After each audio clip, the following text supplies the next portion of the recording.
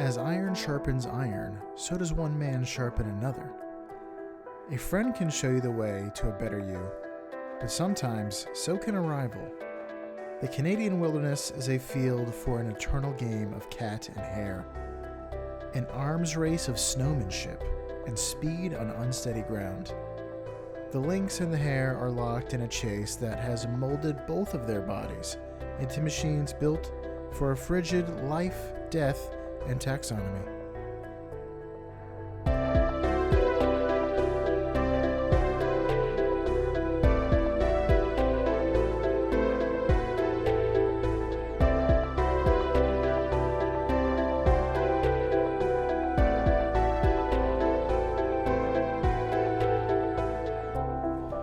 Welcome back to Life, Death, and Taxonomy. It's your 30 minutes of interesting animal information. I'm Joe.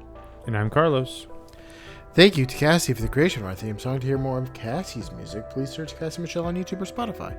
And a very special thank you to our patrons. Thank you so much for your support. It's greatly appreciated. Thanks for helping us keep the lights on. If you'd like to donate, just visit patreon.com/ldtaxonomy or click on donate on our website at ldtaxonomy.com. And today we're talking about a cool Canadian cat, but more on that later. It is a very cool cat. Yeah, especially because it lives in a cool place. Temperature-wise. Temperature-wise, yeah. Oh, we're going to alienate a lot of people that every time we say something Canadian. bad about Canada, our viewership goes down. We have a lot of our viewership is the silent minority, or the loud minority, is Canadian on our podcast. We have a lot of Canadians. they get to make fun of our French. Which is fine. Make fun of my French all you want. It's not very good. But yeah, this is the Canadian Lynx. It's a lynx. You owe me a soda. It's also known as the gray lynx or the northern lynx. I don't know if there are southern lynxes. Cold weather cat. But we're going to call it here Harry got her. Oh, and he literally just got They get him. They got the hares. Okay. Yeah. I don't believe it. You got the hair? That's a deep cut reference. I don't know that. That's Rosie O'Donnell's line in Tarzan. Great. The Disney movie I watched the most as a kid. So, yeah, Harry got her, which goes with Harry Potter. And then Legolas is more. Great. Yeah, let's slap some taxonomy on this bad boy. It's in a kingdom you know, love, and are in. That's Animalia, of course. It always is. The phylum is Chordata. The class Mammalia. The order Carnivora. We're on the cat train, and man, my allergies are acting up. The suborder is Feliforma. The family is Felidae. So it's deep in Cat Town. It's Jellicle up in here. Cat Town. But the genus is Lynx, and the species is Canadensis. So if you thought, the binomial nomenclature is Lynx canadensis. But if you thought that you were going to get off easy with some nitty gritty nomenclature, I'm happy to report that there is a collective noun for lynxes. Lynx. Yeah, I think it's just lynx. So it's time for my favorite part of the show and the listener's favorite part of the show. Critter groups. The part of the show where I ask you, Joe, a question, and that is, what is the name of the for a group of this animal, or what is the term of venery, or what is the collective noun? If you saw a group of lynx, you would be A, extremely fortunate, because it's hard to find these guys, and they don't like to hang out in groups. But B, what would you call it? Would you say it's A, a copse of lynx, B, a chain of lynx, C, a cabal of lynx, or D, a cadre of lynx? Oh, I like a cadre of lynx, but a chain of lynx is funny. What was the first one? I missed the Cops. first one. Cops of lynx. I'm gonna go with cadre just because I like that word. Final answer. I like that word too, which is why I put it in there. The answer is chain. It's a chain of lynx. Isn't that nice? According to who? Oh, well. I do like it though. I will. Okay. I will tell you according to who. Animalsandenglish.com. Seems legit. They don't really get together in groups. So, in those situations, it's actually rare to find an animal that has a collective noun when they don't get together in groups like that. They're not very gregarious. But I was happy to see that there was a little bit of a play on words there. You don't want to be the weakest links in the chain. Let's talk about what the Canadian lynx looks like, though. It looks like someone took a house cat, used the zoom and enhance feature from the 90s, and then upgraded it for the snow level in the DLC. Because there's always a snow level in the DLC. Why do they keep doing that? It has this thick plush fur that ranges from silvery gray to like a frosted tip brown, depending on the season, with a lighter underbelly, so a bit of counter shading there. It has these huge, big paws. They're supposed to be like snowshoes.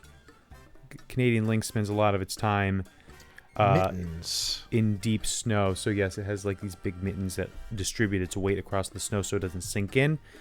They're I'm understanding one of the nicknames. Yes, Legolas. There it is. Legolas is the better than everyone else Mirkwood elf that gets to walk on the snow while everyone else is chest deep in the Caradras. In the coterie. And he's not even helping. Everyone else is like carrying hobbits or axes and stuff like that. Carry something, Legolas, if everyone else is going to be struggling. If he weighed one more ounce, he'd be in the snow. he would fall off the mountain. That's the thing about elves. They weigh the perfect amount. Yeah. They're just that. They're immortal, wisest, fairest, and also the perfect weight. That's why when they're ring bearers, it's so burdensome to them. That extra, the sheer weight of the metal of the ring makes it so that a lot of their powers are turned off. It's not the evil of the ring; it's the ounce of the ring. It's the actual weight of it. It is a burden. It turns off their snow walking powers, and it probably turns. If you've watched the Hobbit trilogy, it probably turns off your jumping off of falling rocks abilities and your fat roll. Your Tarzan sliding down the trees and stomping on spiders abilities as well. Yeah, so surfing down staircases. Right, yeah. So, it is a trade-off for elves. Anyway, Canadian lynxes have giant, comically oversized paws to distribute their weight and act like snowshoes. They have these long black ear tufts at the ends of their pointed ears that stick up. They have a short, stubby tail, kind of like a bobcat. I don't know why I said that like a Midwesterner, like a bobcat. Everyone I work with lives in Minnesota, so it's rubbing off on me. You just said Minnesota, sort of like it. Minnesota, a Minnesota bobcat. The tip of the tail is dipped in is black, so it looks like it's dipped in ink, kind of like the ear tufts. It has these long legs, and its back legs have kind of like a sloped hunch, sort of like a German Shepherd, but it's just always just ready to pounce. But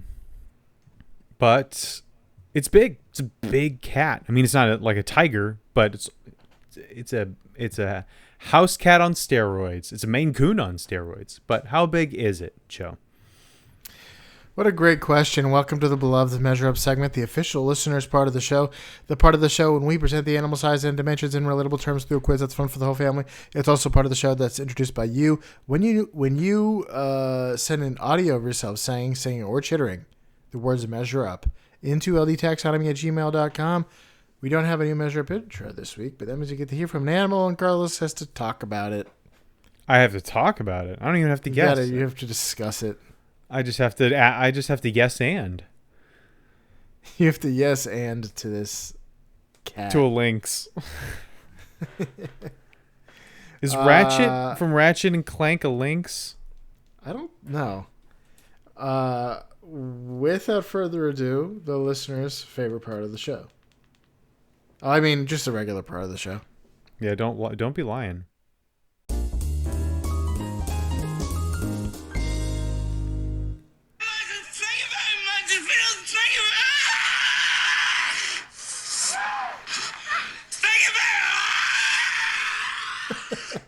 What on earth is happening? Is this a brain rot meme? It sounds like a brain rot meme. It sounds like a brain rot meme. It is not a lynx. It's a bobcat. Oh, it's Bobcat Goldstein? Goldthwait. Goldthwait, or whatever, the comedian. You know who that is? I mean, I listed some of his stuff, but I didn't think it was very funny, so I moved on. But he does this many times. I only played a few, but he just comes out and did this for a while. And how can you stand it? He's just screaming. It's annoying and also just hard to. I'm getting secondhand embarrassment from it. Anytime a comedian does crowd work, I get secondhand embarrassment. I do not want to watch a comedian do crowd work. Even if it's good crowd work and he's like making good jokes out of it? Then I don't believe it. Then it's like this is all set up. If it's working really well, then it loses credibility, and if it's not going well, then I feel secondhand embarrassment. So there's no way out. It's a lose-lose. I've seen a lot of clips where they're just like, showcasing a little charisma. They're not really like nailing jokes, but it's also not going poorly. Yeah, so then it's like, then it's mediocre. Just do your set. Anyway, yeah, that is a comedian, Bobcat Goldthwait. Goldthwait. That's hard to say. It's funny because he's in this clip. He's got like long hair. He's got like this black suit with gold tassels. And then there's another video in the search of just him now, or in more modern times, where he looks normal. But anyway, there's that guy. Not a real bobcat, just a guy who calls himself a bobcat. I wonder what his actual name is. But since this is the listeners part of the show, this was a suggestion from Seis Nubes on YouTube. 6 Clouds. And we got a comment from Stone Kite on Spotify saying it took me 2 to 3 years, but as of tonight or tomorrow, I'm finally caught up on the podcast. Congratulations, Stone Kite. Yeah. Also, awesome name, because I'm just thinking of a dragon made of stone, and Stone Kite is a perfect name for that. I'm thinking of a kite that you have to like swing around with centrifugal force to kill people with. Anyway, Stone Kite continues from the giant squid to the black rat. You did the golden eagle. Y'all did a lot of golden animals. And then Stone Kite gives a suggestion. Goldie's tree cobra. have fun. You've only done one cobra, so here's one in a tree. The only thing better than a cobra is one that's already in a tree. Honestly, that sounds terrible. A tree cobra. Imagine that falling on you. Some of the worst snakes live in trees, like the mamba family. Mamba That's number 5. 5. 1 through 5 all live in the trees. Yeah. Well, thank you for listening to all the episodes, Stonecut. It's time to go back and start again. Gotta re-listen. I can't imagine going from like one of these episodes all the way back to the Humboldt squid. Right. Our Humboldt beginnings. Our Humboldt beginnings. Have we made that joke? That's a good. I don't know. That's what we'll republish that and call it our Humboldt beginnings. We've had a couple of other suggestions on the old Spotify comment section. Some of them are of things we've done before. But if we've done it before and you've listened to it and there's more interesting facts that you want to know about, maybe we should revisit. Especially some of those like sub 100, sub 200. Yeah, and there's just a lot of animals like especially the famous ones, like the elephant. There's so many facts that could be the major fact. So we could always revisit some of these. Kev on Spotify also suggested the Canadian lynx and the wolverine. We got 2 Canadian lynx suggestions. Nice. Unless these are people that are on YouTube and on Spotify under different names. But could be. Both people were like, I need to see a Canadian lynx episode. And here we go with that. Yeah, thanks. Leave comments anywhere you could find us. Hopefully, well, specifically Spotify, YouTube, email, and Patreon. That's where we'll see it. There might be some obscure comment sections of obscure podcast catchers that we don't see because we don't know them all. About. We're not looking at our Overcast comments. I don't think you can do Overcast comments. Probably not. But let's talk about how big they are. Males are typically larger than females. Their body length is around 31 to 43 inches, or 80 to 110 centimeters. Their length of their tail is 4 to 8 inches, so it is not anywhere close to the length of their body, 10 to 20 centimeters. It looks like a little stubby tail. Their shoulder height, their height at the withers, were they a fixed-spined creature, you'd say, that they're about 19 to 22 inches, or 48 to 56 centimeters. Okay. So, the Bear Paw Formation is a naturally occurring geological formation known for its rich fossil content, including ammonites and marine reptiles, located in Montana, Alberta, and Saskatchewan.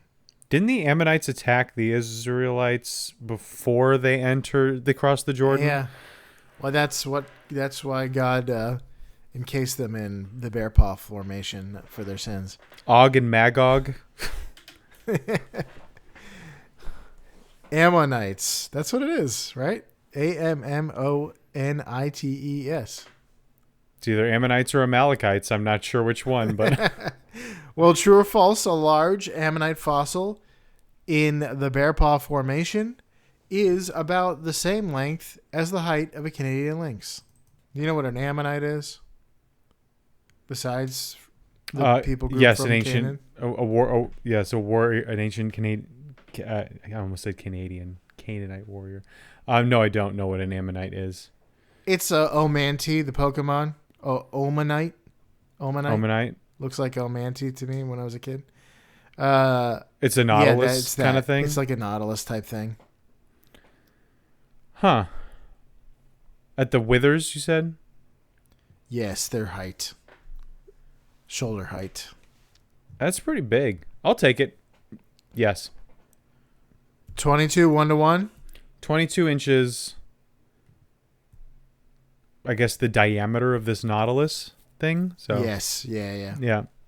The correct answer is true. A large ammonite is 40 to 60 centimeters or 16 to 24 inches. And we also learned where the name Ammonite, the Pokemon Ammonite name, comes from. Yeah. Although this sense. is an Right. O-N. They took the creative a liberty. And yes. And Lynx, you owe me a soda. There we go. It's a liberty at the same time. Let's talk about their weight. Females are 11 to 24 pounds or 5 to 11 kilograms, or males are 18 to 37 pounds, 8 to 17 kilograms. A cast iron Dutch oven was common in Canada in the Hudson Bay Company era from the 1600s through the 1800s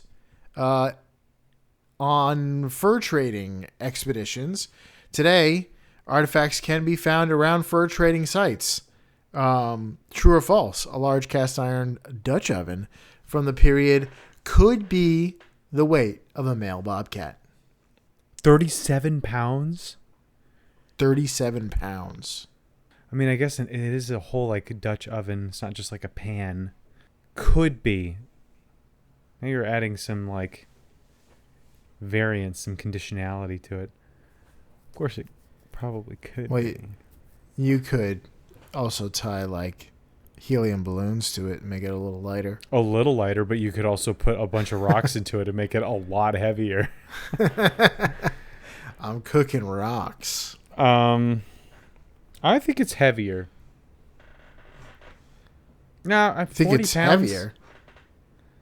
If it was any more than like, 50 pounds, you would have a pretty hard time moving that thing around. Yeah, it's the same. I'll say it's the same. You're saying true? Yeah, cast iron, a Hudson Bay cast iron from 1910 times. It's close to 40 pounds, yeah. More like 1800s times. But the correct answer is true. Large, Nice. historic camp cookware pieces can weigh 30 to 40 pounds for cast iron pot. And Sam carried that all the way to Mount Doom. That wasn't a Dutch oven. That was just a cast iron pan. Still, is heavy stuff. He carried it with the power of his character. He carried that in the snow, and he carried the movie. Yeah, he did not. He did not carry the movie. No, a lot of guys worked really hard on the movie. Nope. the linchpin is Sam. He's the keystone species for the movie. You remove him, you remove the heart, and you don't have a movie anymore. Well, that's all I got for that. Do you have any fast facts before getting into the major fact?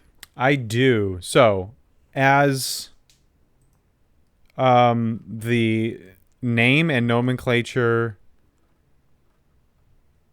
slightly hint at this, the Canadian lynx lives in Canada, but it also lives in Alaska and dips into the northern United States in places like Montana, Minnesota, and even Maine. If it's cold and snowy, they love it. They like these thick boreal forests with spruce and fir, conifer trees. If you're surrounded by Christmas trees, you might also be surrounded by lynx.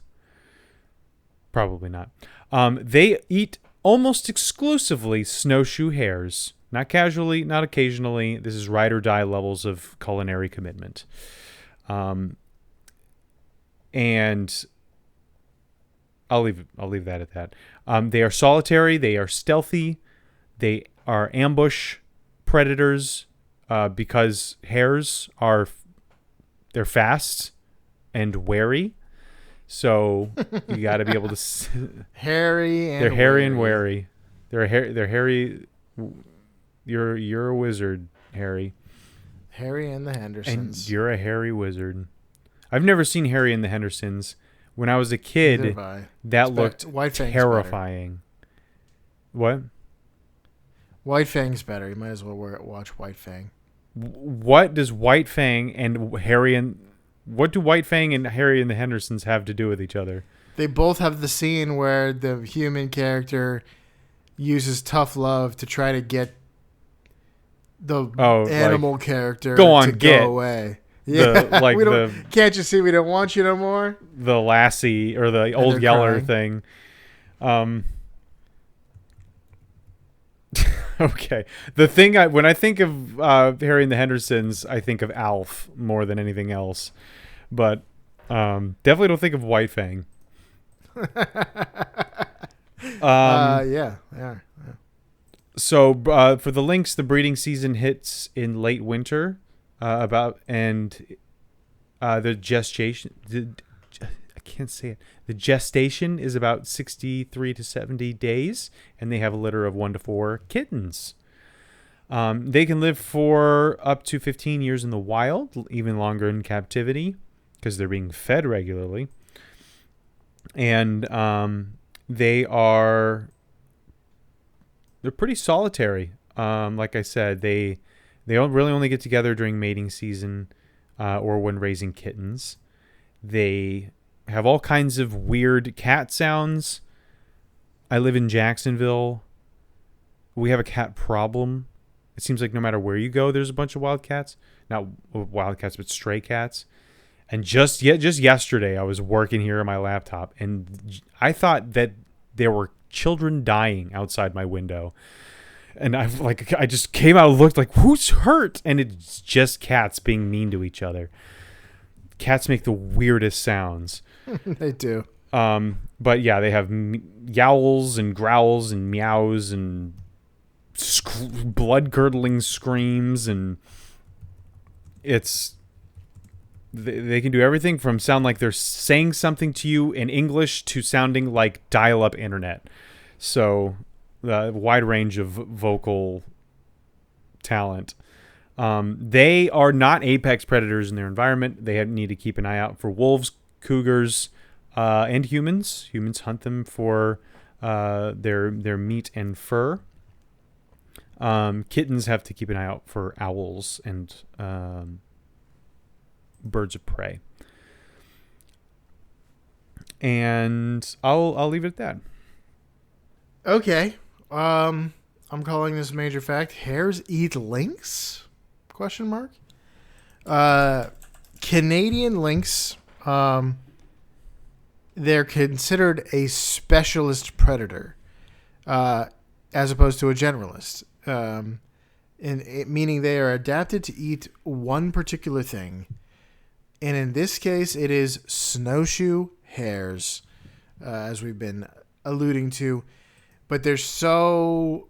you don't think of that like you think of a mammalian predator like a bear or even a wolf. They just take what they can get. Mm-hmm. But these guys eat so many hares that it's 60 to 90% of their diet across most of their range. So they need them bunnies. They love the bunny. They love the bunny. The bunny. They're physically adapted to hunting them. They're so as specialists often are. Their bodies tell you what they eat.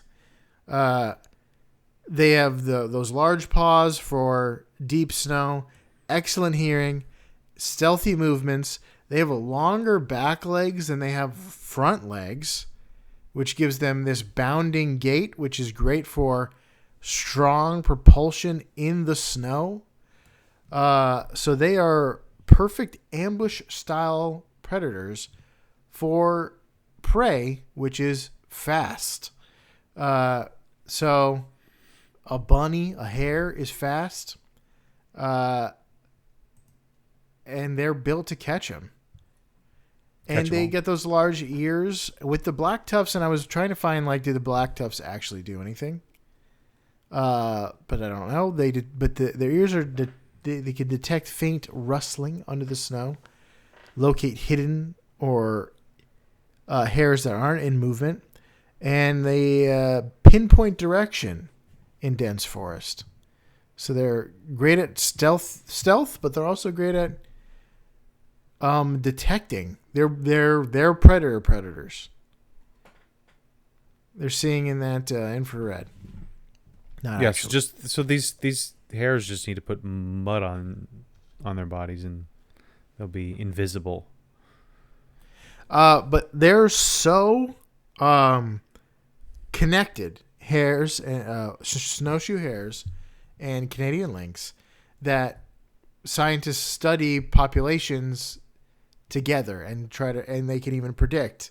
Oh, this one's going down, the other one's going down. But in certain areas in Canada, in the Hudson's Bay area, it has led to something called the hares eat lynx paradox.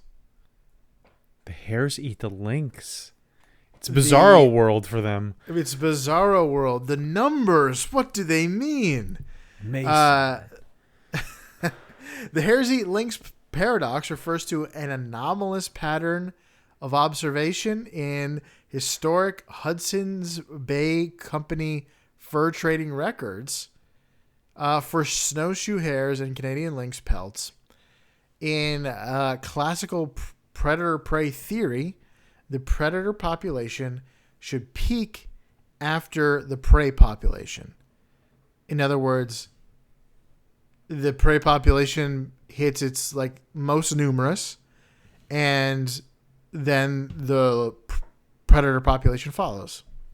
They'll hit their most numerous, and then once so basically abundant prey allows predators to thrive and reproduce, leading to a lag where lynx numbers rise following a hare boom and decline after a hare crash.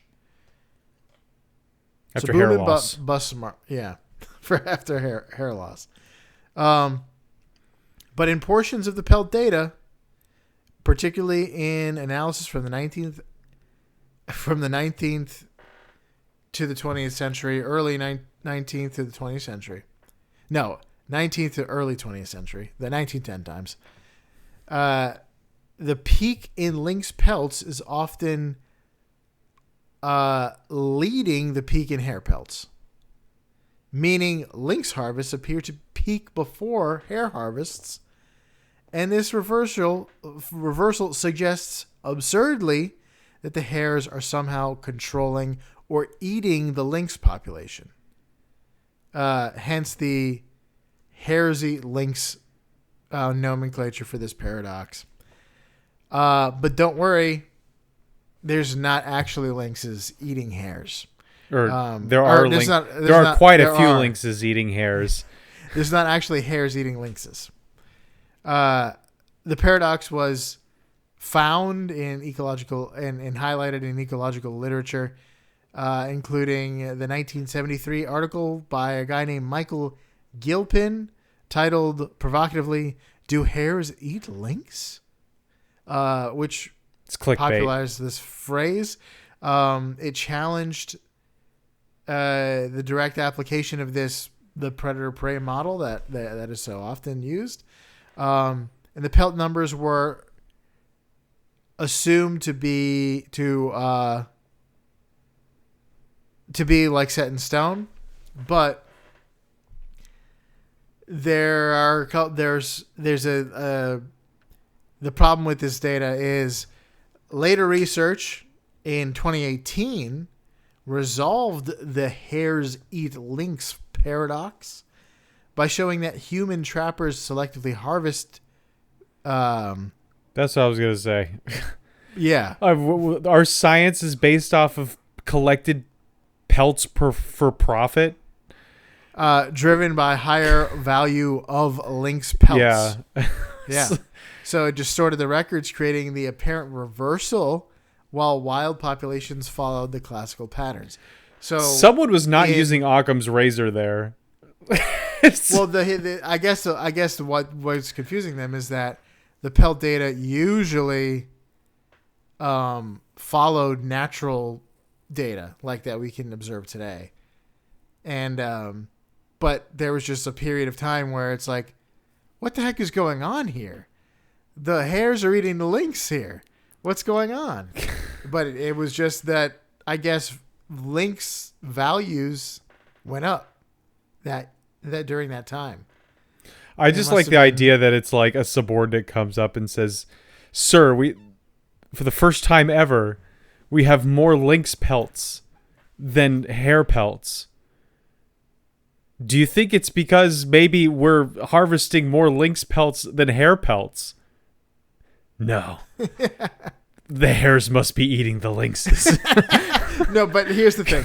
Nobody actually thought the hares were eating the lynxes. No. But the hares must be like outnumbering, or the lynxes must be outnumbering their prey.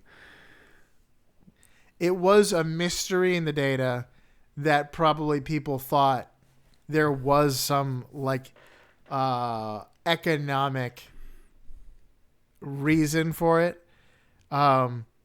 It was 1910 times. We had invented economics, but not science yet. Yeah, but the hares eats lynx paradox is an interesting way to learn about the truth, the non-paradox, which is the fact that in closely related predator-prey relationships, the predator follows the prey.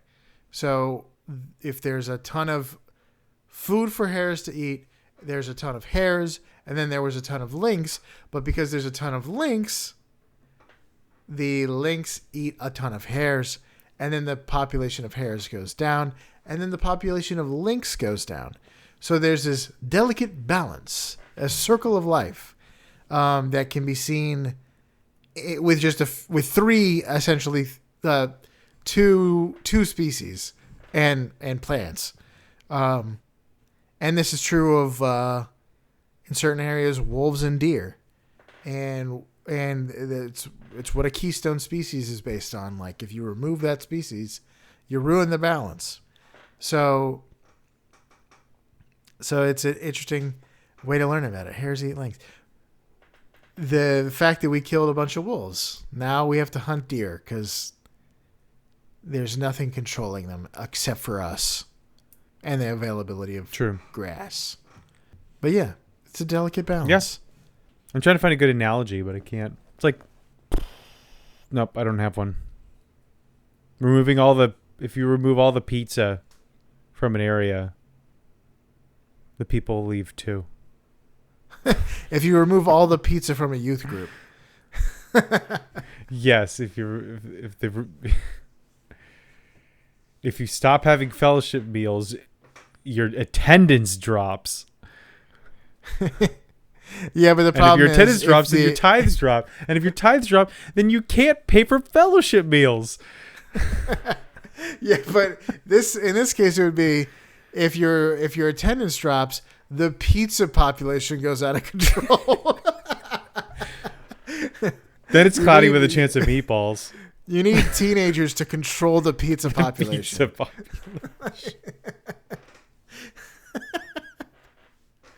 Or else pizza goes wild. And then the stuff that the pizza eats gets decimated. Which is... mozzarella sticks. It eats my muscle definition and my motivation to get out of bed in the morning. Yeah. It feeds on every happy thought and memory. It's a Dementor. We just went over the Dementors not too long ago. And if you look back in the records, sometimes it seems like the pizza eats the teenagers. So we need to have more kids for the pizza to eat. Exactly. Got it. All right, so I read that it was like a pretty consistent 10-year cycle of boom and bust for these populations. Mm-hmm.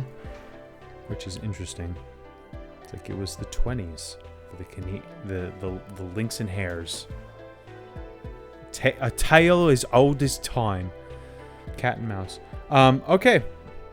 That was the Canadian Lynx. For you out there in Podcastia, be a solitary Sigma. Walk across the snow like a Mirkwood elven princeling.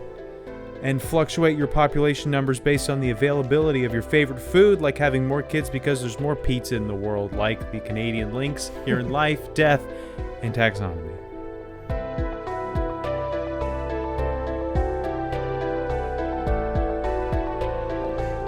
Hey Taxonomy Titans, I just want to remind you that we have a Patreon that you can find by going to ldtaxonomy.com/donate. All of our episodes are uploaded there. Sign up for free to engage with us, leave episode suggestions, or chat with other animal enthusiasts. If you find it in your heart to donate, it will help us cover some costs and continue to make the show. Plus, we'll thank you every week. Most importantly, thank you all for listening.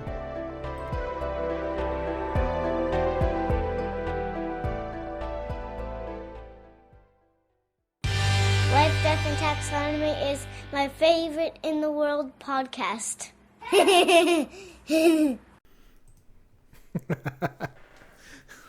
The pizza numbers are out of control. We have to have more kids.